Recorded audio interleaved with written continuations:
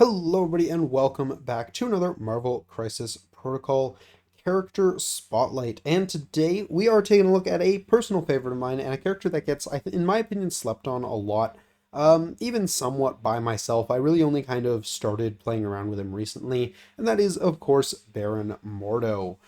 So yeah, we're gonna go ahead and get right into things here. So Mr. Mordo here is coming in with 2-4-4 defensively. He's got a clear weak side here, but got pretty solid defenses on his other two sides for a 3 threat at least. I mean, yeah, that's some solid dice. He's coming in with 6 stamina, which is also pretty nice. Again, 3 threat, not really what you're expecting, so that's pretty solid. He's almost bulky on that side. As far as defensive tech goes, that's kind of all he has, but still, for a 3, that's pretty solid. He's a size 2 with a medium move. He's on a medium base, so he's moving around pretty quickly, but otherwise nothing too crazy there.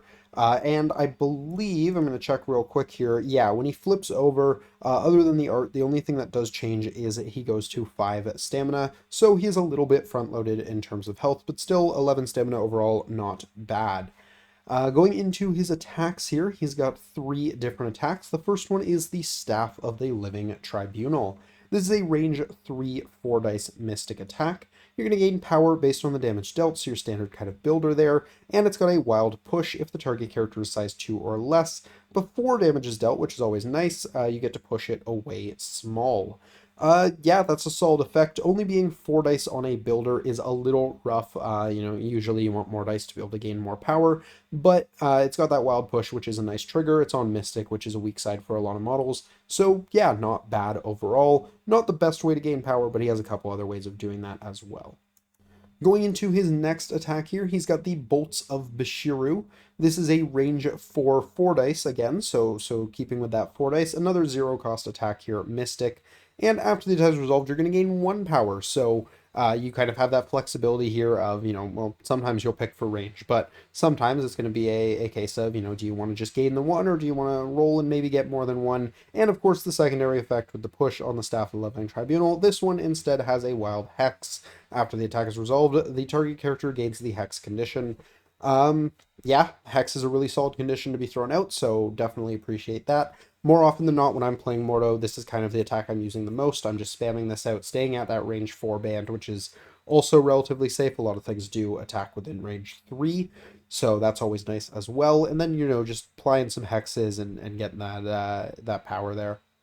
Next up, after Bolts of Bashiru, he's got the Reigns of Ragador. It's always fun doing these convo characters because they've got all these abilities that I'm probably mispronouncing. So this is his Spender attack. This is going to be a range 4 7 dice mystic attack. It's going to cost you 4 power to use it, and it has one thing on it here, which is Burning Rain. After the attack is resolved, the target character gains the Incinerate and Poison special conditions. So yeah, those are guaranteed. So, even if you whiff the dice, you're at least getting something out of this attack. That's always nice. Incinerate, obviously a really useful condition, and Poison against the right models can be really annoying. So yeah, solid conditions to be thrown out there for no extra cost. And then 7 dice at range 4 on Mystic is a reasonably hard hitting spender for a 3 threat. So that's nice. Yeah, I think his spender is pretty solid, but he doesn't get to use it all that often because, in my opinion, his other superpowers are super valuable and probably things you're going to be using slightly more. So he's got plenty of things to spend his power on. But his first superpower kind of helps him with that one. It is an active superpower, Master of the Occult. This is a 0 cost. It's going to take you an action, however, and it just says you gain 2 power. This super can only be used once per turn. So yeah, maybe gaining 1 off of Bolts of Bashiru isn't enough for you. You want to be able to gain a little bit faster. So you can go ahead and just choose to do that. It is only once per turn, so your second action, maybe just gain 1 off of bolts, or maybe now you have got enough for a spender or something like that. So yeah, but if he wants to, he can really consistently have 4 power every round, just by doing this, and then using a bolts attack at range 4. There's pretty good odds you'll be able to hit something with that most rounds of the game. So yeah, really solid for kind of consistent power generation there. Yeah, no notes, just solid to have on his card. Next, he's got the Soul Barb action, or superpower here. I was mixing up all my words. Good day for that. It's going to be a 2-cost superpower. You're going to choose an enemy character within range 3 of this character with one of the following special conditions, or one or more rather. It's going to be Hex, Incinerate, Poison, or Slow. So all except Slow are things that he can hand out here, the Hex, Incinerate, and Poison. You're going to choose one of those special conditions on that character. Each enemy character within range 2 of the chosen character is going to gain that special condition. So yeah, it's kind of like Pyro's thing where he gets to pass those incinerates around the enemy team. Here you get to do it with a few more, but the timing and the triggers are a little different. Yeah, I really like this. This is great to just kind of be like, yeah, I'm gonna spread that hex around that I got in that wild, you know. That's gonna affect more models. Can be really interesting with some other models in some certain scenarios. You know, demons downtown, for example. You've got the incinerates being passed out. Well, maybe they kept that character off of the point.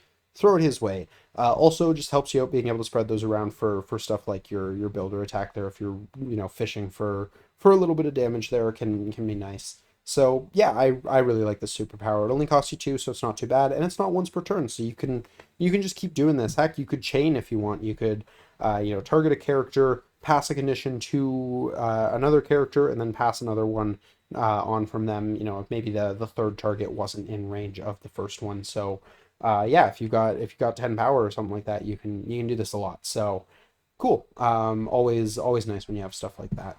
Next, he's got Ferocity of Sidorak. This is a 2-cost reactive. When another allied character within range 3 of this character targets an enemy character with an attack, this character may use this superpower.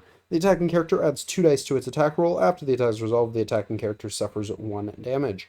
This superpower may be used only once per turn. So basically, poor man's death decree here.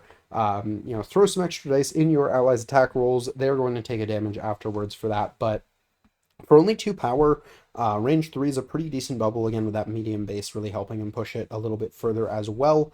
Yeah, I think this superpower is the number one reason to bring this model. It is so useful. It is only once per turn, so you got to keep that in mind. But if you, on his turn, we mentioned, you can really consistently have him at 4 power.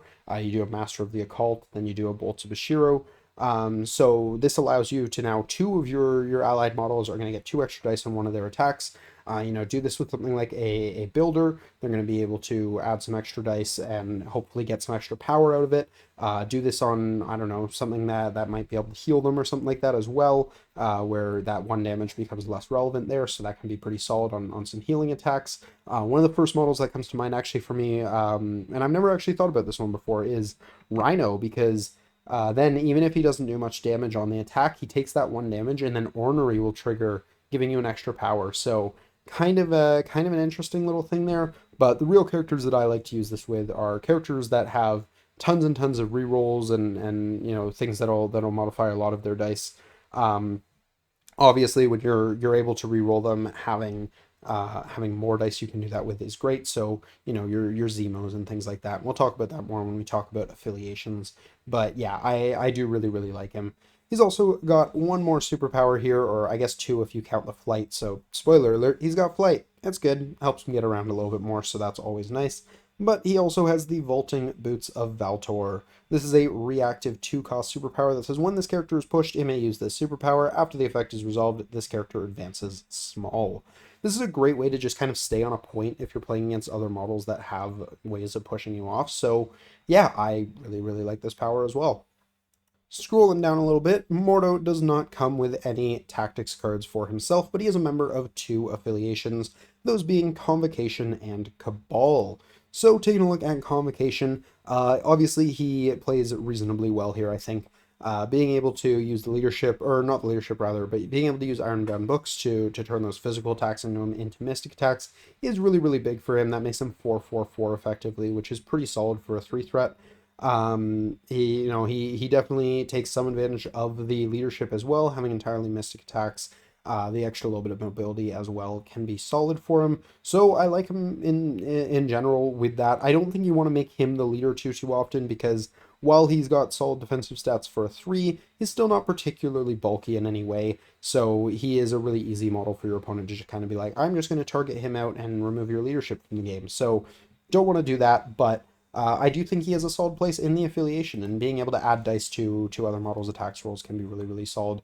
Notably, I don't think there's anyone in the affiliation who benefits a crazy amount from that, but it's still just always a good thing, not necessarily something that you need to have extra synergy with. So yeah, I really like him there. The one problem with him there is he is kind of competing for that support slot, especially with like Wong there. But if you want to build kind of a support heavy list, you can totally do that. The other affiliation Mr. Mordo here belongs to is Cabal, and this is where I personally like to run him. But we'll talk briefly about all of the leaderships available to you here. The first one just being Red Skull 1. When you deal damage, you gain a little bit of extra power. It's not too bad for him, but because they're only 4 dicers, it's not the most consistent thing in the world. He does appreciate the extra power here and there, though, so it's certainly not bad. But in my opinion, probably not his favorite thing. The next leadership here is Sin, and Sin being very mediocre, jokes aside, weirdly enough, I actually don't think he benefits much from her leadership either. Having that ability to, uh, well, I don't know. I don't think he needs anything she does. He's great at sitting on his own points, but he doesn't want to push forward into the opponent's ones. He's got the longer range. So I just don't think he gets all that much value out of her. Against other kind of objective focused lists, he's already kind of got some built-in ways of denying them the things they want to do with that ability to push himself back onto the point. So yeah, I just don't think he gets too much value out of this. Ironically though, I think he's really, really good into this, so that's worth noting.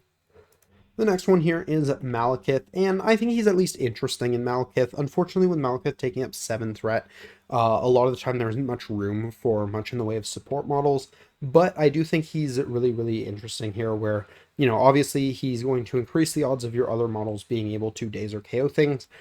So yeah, he's going to help you trigger the leadership more often. Whether or not he's worth the 3 threat to do that when you're a little bit tighter on threat is another story. But I do also specifically just like him with Malekith. Just being able to kind of say like, yeah, you're rolling extra dice and you're treating an extra side of those dice as criticals, especially if you're doing that on something like the Builder where he's only going to gain that power back. You can just kind of keep that chain going. Really, really solid. So yeah, I think he has a lot of personal synergy with Malekith, and he plays the leadership pretty well as well. In a similar vein to Malekith, I think he goes really, really well with Red Skull 3. That's where I personally run him. And yeah, well, obviously, when you're treating an extra side of the dice as success, the extra dice are more meaningful. That's just kind of how that works. So yeah, I really, really like him here. He's great under Red Skull. Sometimes he can be a bit of a battery too, so he can be someone who kind of gives you a little bit of extra power to play with Red Skull. Depends kind of how the game's been going for him and how often he's using his thing. More often than not, I find he's a little bit power hungry, so he doesn't get to do that role. But I could definitely see it being one of those things where, he either gets a lucky builder or one of your opponent's models decides to hit him, and now suddenly he's rich with power. So yeah, I think he can be solved for something like that, but really I just think he works really well with the leadership, and for Red Skull himself too, being able to add some extra dice to something like Reality Bows to me can help you get that trigger, that sort of thing. So yeah, I quite like him. As far as the overall affiliation goes, I think there's a few models that can kind of benefit from him here. Notably, I really, really like him with Zemo, the ability to give yourself full rerolls, and then, you make your attacks with extra dice. For Zemo himself, being able to do that, just being full rerolls, Sword Strike going up to now 7 dice full rerolls with a single reroll as well. The stacking the stacking rerolls really work well there, especially if you can combine that with something like Dark Rain, which obviously will affect anyone in the affiliation, but is just really crazy with specifically Zemo. But anyone with rerolls, it works really nicely with. Strucker. Strucker has a similar thing going on. I think Zemo 2 has a similar thing going on as well. So any of those models will definitely appreciate the leadership. I've tried splashing around some other models that have some similar abilities here too, and it feels really, really good with him. So yeah, just anyone who's getting that sort of thing feels great. He's also really fun sometimes with models like, well, really any of the healing factors, but I'm specifically going to mention Sabretooth because he's an affiliation, where, they'll take a damage, oh no, anyways, heal that back up. They were able to get around the downside. So, yeah, obviously that's a nice little synergy there too. Oh, before I leave Cabal, also, original Killmonger doesn't roll enough dice on usurp turns, so what if you really wanted to guarantee that kill? Well, here's an extra 2 dice for that as well. Again, just another model that I think really benefits from. I think most of the Cabal really just appreciates throwing a few extra attack dice here and there. So yeah, he's great with a lot of them. Looking at other affiliations, I think he can be a really interesting kind of support splash.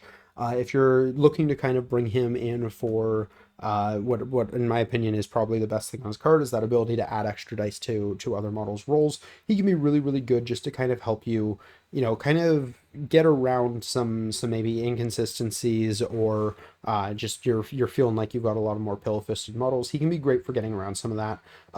Some more specific synergies. One of the things I was actually thinking about while reading him earlier is specifically A Force, and more so than that, actually She-Hulk.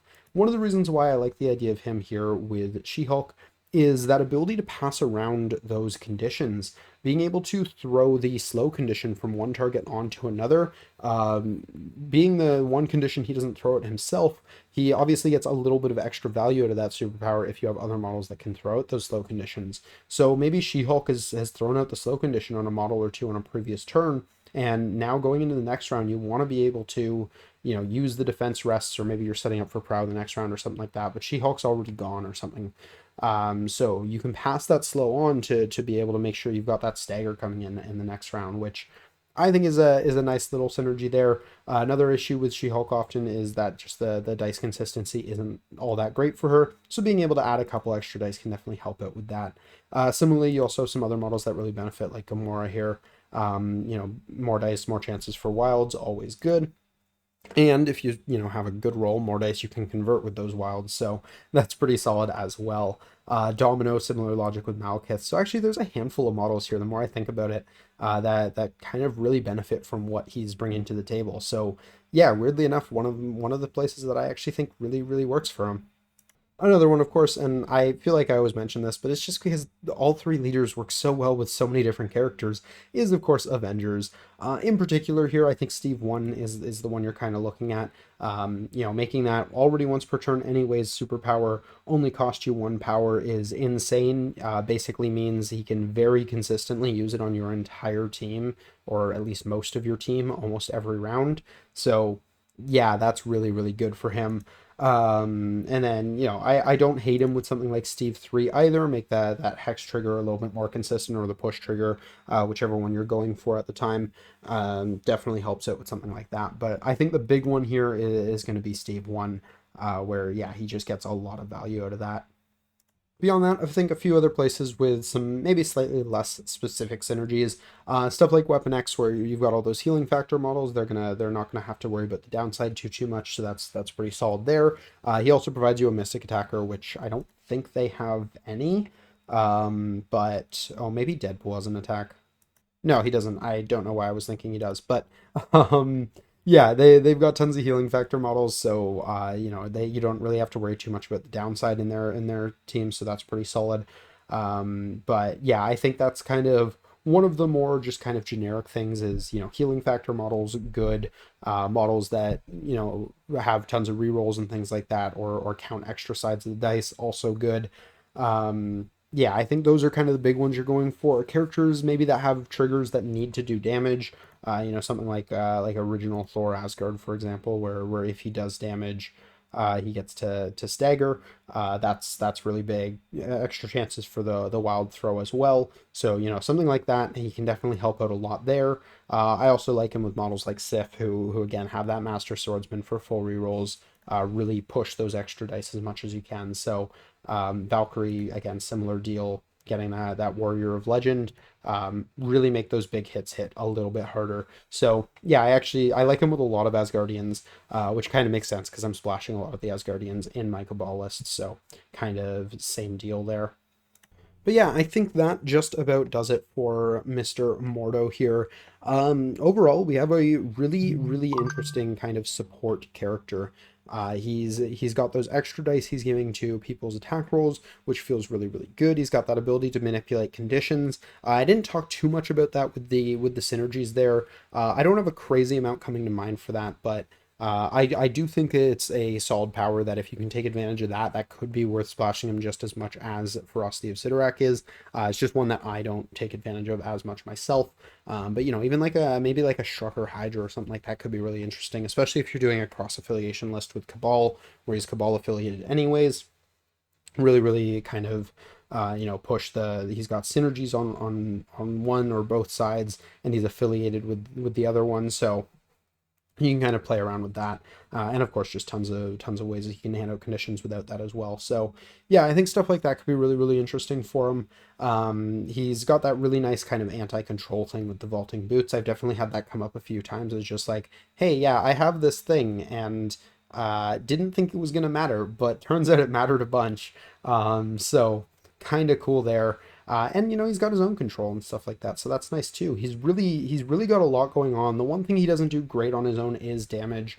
He's got a solid spender. I'm not going to say it's bad or anything like that, but it doesn't hit quite as hard as a lot of other spenders, or even in that 3-threat range of just killy 3 threats are going to generally hit harder than he does. But he does help and you kind of make up for that by making all of your other models hit harder. So yeah, really good in that regard. But yeah, that is just about going to do it for my thoughts on this man. Let me know what you guys think down below. Very curious. Is there anywhere he's particularly good that I didn't think of? Anywhere you guys like to run him, or other models he synergizes with? Definitely curious to hear what you guys think. I think being a support model, obviously he synergizes really well with a lot of different things. So super curious to see kind of what your guys' favorites are. But that is going to do it for my thoughts. So I hope you guys enjoyed. If you did, please do drop a like down below. We got character discussions and other kind of more discussion focused content every weekday, or not every weekday, every week, usually 2 or 3 times. And we also have battle reports on the weekends. So if you're a fan of any of that sort of thing, feel free to jump on in. But that's going to do it for this one. So until next time, have a great day, everybody. Peace.